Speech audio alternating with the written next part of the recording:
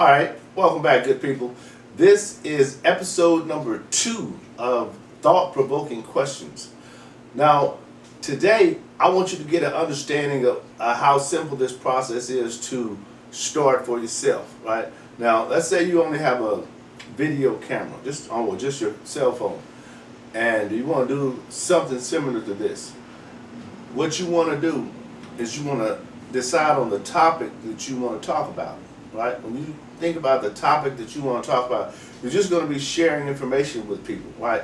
About something you know about, or something that you're willing to learn about and teach, in a sense, via video, right? You're going to talk for a short period of time, maybe a minute or two, about what it is that you know about that topic, right? Once you have that in your mind, then you set your system up, right? I'm really speaking to people who are on a very low budget, right? Who only have a cell phone, not people who have the lights and set up like this. If you only have the cell phone, just try to make it as light as possible, and do a couple of test shots. Record a couple of things and see what the lighting looks like. Cameras nowadays take excellent pictures, though, or video. Right? That you shouldn't have a problem with that at all. Actually, probably come out better than this camcorder that I'm using, because I like them, but I don't want to go change my system for that. I don't like it that well. Anyway, once you decide on the topic and you set up what you call a set, like this is a set, right? Something that you're going to be consistent with. Every time you do this little video talk that you're going to do about the topic that you're going to talk about, the set looks the same, right? You want that to look the same for a while anyway. Let's say for the first 20 to 30 episodes or 20 to 30 video shots, you want that to look the same, because you want to build some type of consistency, right? But not only are you building consistency, you're building your understanding of this game, of this business, right? You're learning how this actually works, because you get to play it back and see how you looked. And you can say to yourself, well, the next time I'm going to change this up a little bit, or the next time I'm not going to do this so much. Because a lot of times what we'll do is we'll find ourselves touching ourselves, or looking around a little bit too much, and you want to be kind of looking at the camera as much as possible and in some kind of control of your gestures, right? You don't want to just be all over like this, because you take away from what you're actually talking about, the actual topic. So that is what you want to focus on once you say, okay, I'm going to do this. I've made a decision that I'm going to create this little process that I'm going to share some information about X, whatever X is for you, all right? And this is not costing you any money, zero, any money. And you're working on a skill. You're getting better at something. See, a lot of people today, I ask them this very simple question. What are you working on right now to get better at? What are you working on right now to get better at? And guess what the answer is? Right. Is that your answer too? Well, that explains it, right? You got to do better than that. This is your life. You are in control of this. Things don't just come to you. You have to go get those things. You have to get your mind right. We're in the 21st century. You can do all this from home. You can control all this. You can do it when you want to. You can do it however regular you want to. And you can do it about whatever you want to do it about. And it won't cost you any money. Any money. I know you know that jobs are playing out, right? You can see that, right?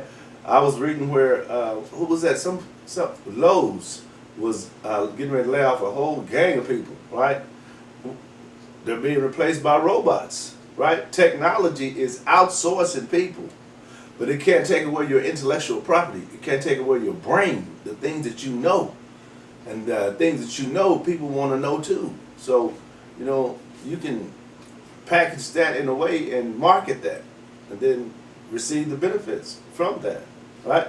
So think about that as you're viewing these videos or episodes about thought-provoking questions, right? So, as I told you on the prior episode, I'm going to do 10 questions per episode. So the first question on this episode is, What could you do all day and not consider it a waste of time? What could you do all day and not consider that a waste of time? You see where your mind went there? You could come up with something pretty quickly, right? But you want to be more thorough. You want to be more succinct about what your answer is going to be this time, right? And that's the part of town I like to live in right there, where your mind is right there. Because right there, that's creativity. Your mind is open to things. But a lot of times we just go through life with our mind closed to anything except what we want. And that's not how you get. How you get is you give. You have to give.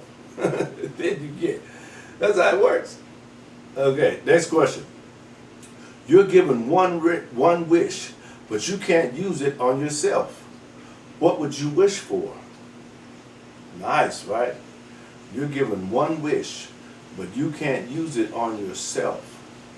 What would you wish for? I like that. I like that. Question 3. What's a job you never want to do and why? What's a job that you would never want to do and why? I know my job that I would never want to do. Window washer on the 70th floor or the 100th floor. Not going to happen. I am afraid of heights, especially outside heights.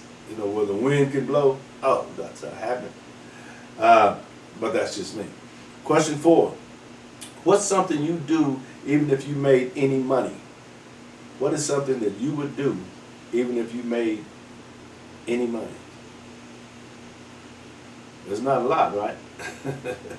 But there is something that you would do. You like it that well. And that's the area you should be delving into right there, because that's when it actually is like a no-brainer, right? If you can build a business around that you love to do all day, regardless of how much money you get, oh man, that is the ticket, right? All right, next question. If you had a full year off with pay, what would you spend your time doing? If you had a full year off with pay, what would you spend your time doing? Question 6. Why does your nose run and your feet smell? What? Answer that. Why does your nose run and your feet smell? That's a joke. All right. Question number 7. Can you dream of having a dream? Is that possible? Can you dream of having a dream? Question 8. When did your life change for the better? Or has it? When did your life change for the better? Because everyone's life hadn't changed for the better yet. I know that for a fact. So that question may not apply to you, but there may be a point when it does, right? But it does apply to some people today.